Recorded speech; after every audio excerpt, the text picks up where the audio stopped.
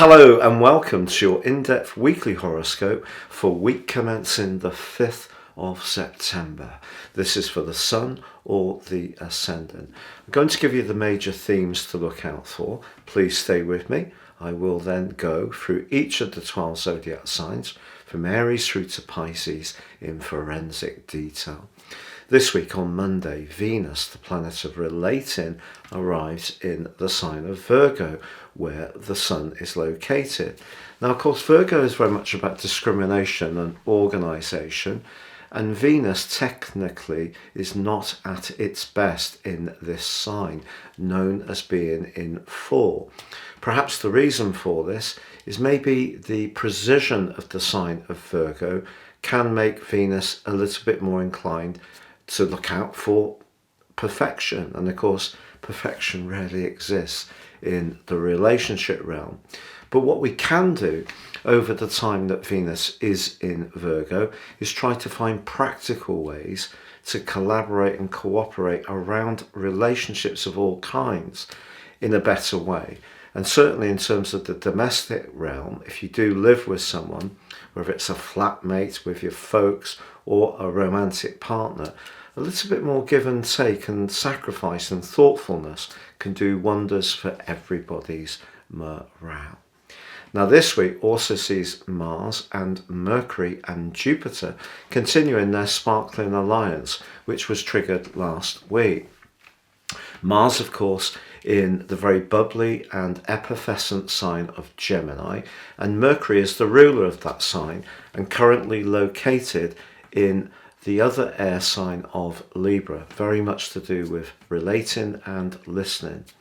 And Jupiter in the mix as well brings an exuberance, a positivity, and a go-getting attitude in the sign of Aries, despite the fact that it is in a retrograde. So there is the potential to initiate things this week. But as we get towards the end of the week, Mercury goes into a retrograde, which will last through to October the 2nd. But on the 23rd, it does rewind back into the sign of Virgo. So we've got a very intense period developing for Virgoan energy. But also on Saturday, we have the full moon in the sign of Pisces.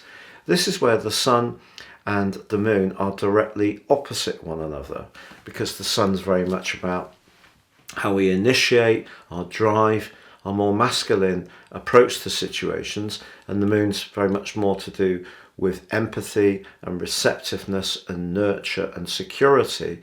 The two are not quite aligning in a collaborative way.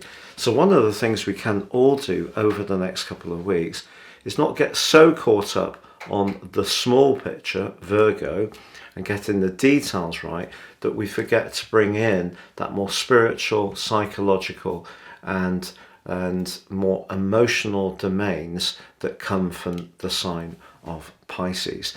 But Uranus is actually playing a really supportive role with both positions this time, suggesting to us that fresh ways of thinking about things, new energy can come in.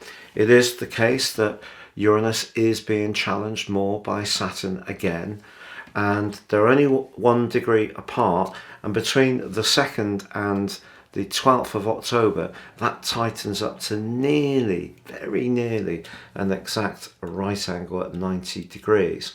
So, also important to understand the restriction in Saturn in the sign of Aquarius is the collective. So we're all feeling a sense of limitation, and a lot of it, of course, is to do with those raw resources which are costing so much more money to buy. And Uranus in the 2nd house, Taurus, very much bringing shocking developments, more challenging environmental situation for us all to deal with, a collective restriction around finance. So that's something we're all dealing with the headwind of those energies. But that collective in Virgo is just saying that we can achieve a lot if we focus on the details, but we shouldn't focus so much on the details that we forget the big picture or our more emotional needs. Now, please stay with me for each of the 12 zodiac sign forecasts, but if you would like to elevate your knowledge of astrology beyond the zodiac signs, if you give me 3 pieces of personal birth data of time, date and place of birth, I can give you a forecast that can guide you all through year 2023, but I'll give you the rest of this year free. Plus, with my 30% off special offer, you'll get your life roadmap, your character analysis, which can guide you for the rest of your existence by helping you to understand some of the patterns that may have been repeating in your situation, perhaps the more challenging ones, but also helping to highlight the opportunities and talents that you have in a much clearer way. Please see the link beneath this video. And finally, if you've yet to subscribe to my channel, I'd be honoured if you did so now. Please click or tap on the bell notification symbol. So Capricorn, your week commencing the 5th of September forecast sees Venus make its way into your sister Earth sign of Virgo. The 9th house for Venus for you can be a greater appreciation of the arts, of travel, of overseas cultures, of history, philosophy, all those kind of things. But it could also see you thinking about the truth of some of your relationships.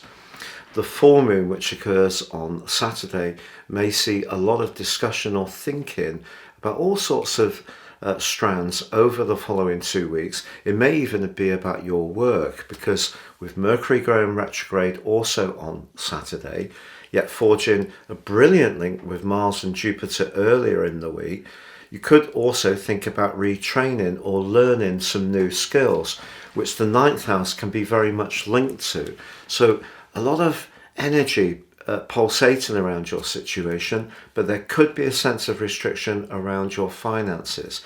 And of course, we're all facing some quite significant headwinds when it comes to costs.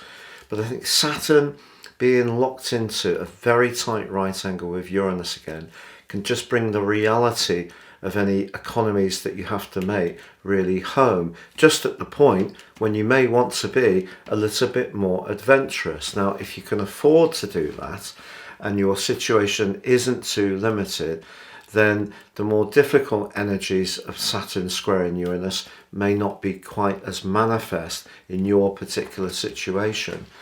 But for a lot of people, a lot of goats, I feel this is going to be a time when you're going to want to think about your higher values and what really inspires you in life or not.